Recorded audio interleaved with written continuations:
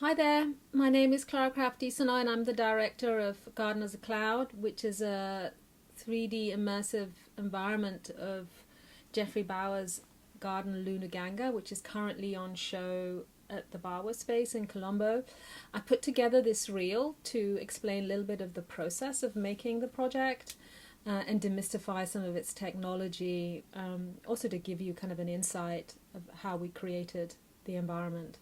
So here it goes. The project took place in two phases. The first phase, the data capturing and 3D scanning of the garden, happened in July 2023 on the 75th anniversary of the garden.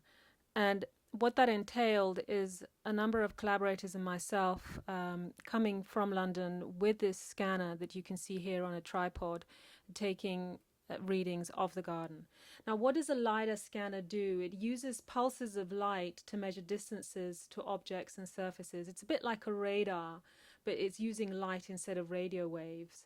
And the head of it moves at 360 degrees, taking readings up and below of the entire environment. That information is then captured into this program, which is on this iPad that Quentin is using here in this photograph. And we travel with the scanner and the iPad around the garden, taking the different readings and different measurements. The landscape at the garden, as you know, is made up of different surfaces, different types of environments. It's very complex and layered. Sometimes it's very closed, sometimes it's very open. So it took quite a lot of testing to find out what was the best way to capture these different environments. And in the evenings, we would look at the information on the computers and on the iPads to make sure that we had all the detailed information that would be required to create an immersive environment once back in London.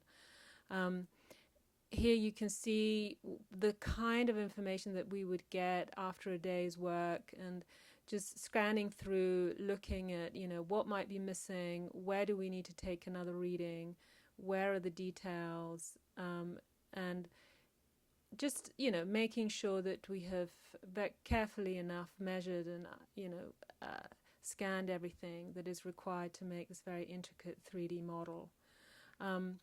And then the next day we would either return to some of those spaces or move on to the next one in order to make sure that we gradually build up the space in 3D. Here you can see a plan view of those scans, each circle indicating a position where the scanner had been placed. Sometimes you can see they're very close to each other. It really depends on the type of environment that you are capturing, and sometimes they're further apart. They georeference each other so that the information is overlaid, and different scans will overlay with each other to create eventually a kind of 3D environment. And you travel along the space and really accommodate to the terrain as you go along, just making sure that the different readings are connected and will eventually give you a continuous space that you can work with. As I said, we took over 300 scans over 5 days, each scan taking somewhere between 5 to 20 minutes, depending on the environment. And then you would get this sort of information once we had taken more scans. Here you can see again these blue dots, which indicate a position where the scanner had been placed and how they are referencing with each other. And below some of the dots, you will see like a shadow, which is the shadow of the tripod, because while the scanner can scan everywhere, it can't scan below it. So it creates a kind of shadow, something that we had to, in the second phase, when we were building the environment digitally, we had to kind of remediate. Here is another way that the program reads the information.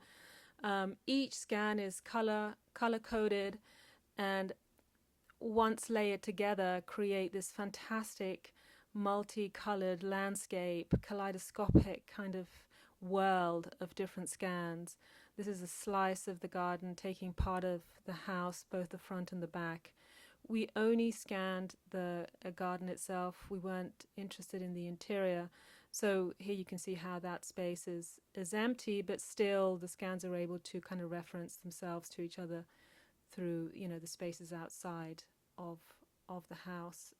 This is kind of the front lawn, and here is the famous tree that you have at the front, again in this kind of beautiful layered colored reading of the different scans, and in incredible detail, something that we hope will be useful in the future for those studying the garden. Here you can see further down the contours of the garden, the kind of slice and the different layers down to the rice fields, etc., giving us a sense through the section of the extraordinary sectional aspect that Lunuganga has. Equally, this kind of kaleidoscopic data reading occurs in the plan. Here we are again in the same slice, but now we're looking at it from a plan view. These are the tables in the front lawn, and here you can appreciate the shadows that are created by the different architectural elements, such as the columns. Because it works with light, it's very much like a photographic reading, so it does require a certain amount of photographic understanding. So in some areas where it was very light or very dark, you had to kind of adjust the scanning. These are the paths that we had predetermined. So we made sure that we had scans around each of these paths in the eventuality that we would build the immersive space around the path, which actually in the end we did. There were plenty of maps and drawings of the garden in Lunuganga itself, and we took a lot of inspiration from that. We visited the archives and were exposed to these fantastic photographs from the visitor book, very early photographs of the garden, which over time have become degraded and sort of through humidity and other kind of environmental aspects have built up a certain kind of patina, which we felt was really inspirational and beautiful, and went on to inform how we then built our own kind of document of the garden. I have over the years taken a lot of photographs of the garden itself, inspired by the photographs of Dominic Sansoni. I'm always interested in the black and white tonality of the vegetation and of the spaces, and how we might be able to use that going forward in the immersive environment. So the second phase of the project was creating the garden as a cloud. So how do you take all this data and start to create an environment that people can explore and enjoy, but at the same time is an archive of the space? So here we're trying different types of point clouds, different colors. These are very, very early tests of movement, of the kind of information that we might want to include. And what happened was that we had so much information that the computer was struggling to kind of digest it. So creating these kind of glitches as we walk through, which I thought was actually an opportunity that we could use in the immersive space later on. And I used the idea of the glitch as a way to allow us to kind of jump into different areas of the garden which we wouldn't be able to if we were just walking through it. So, while we might be in the upper area of the garden, suddenly a glitch will take you down to the rice fields or other areas, as a way of transporting you very quickly through different environments and perspectives of Lunuganga. And here you can see some moments from what then became the immersive environment, allowing us to be above the model at times, below the model, giving, again, just different ways of looking at this extraordinary landscape. In many ways, we were trying to replicate what was there, but in other ways, we were conscious that this new technology allows you to see differently and what that might mean. So these are different moments from the final piece, Garden as a Cloud, which you can view at the Bawa space in Colombo at the moment. And here what became really important is the sound design, because the sound really is what creates the sense of environment, gives you the echo, the sound of the vegetation, of the flora, of the fauna, the different animals, birds, people,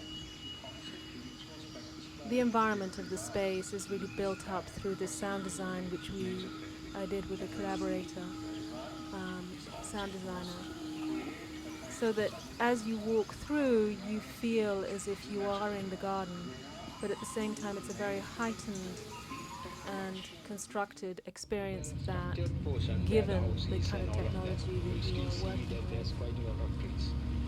I think what's extraordinary, especially when you view this in VR, is the possibilities that this way of looking allows you to look at the garden differently. So it's not only just a document, a historic document of the garden frozen in time on its 75th anniversary, but it's a way of seeing the garden in a way that we haven't seen before.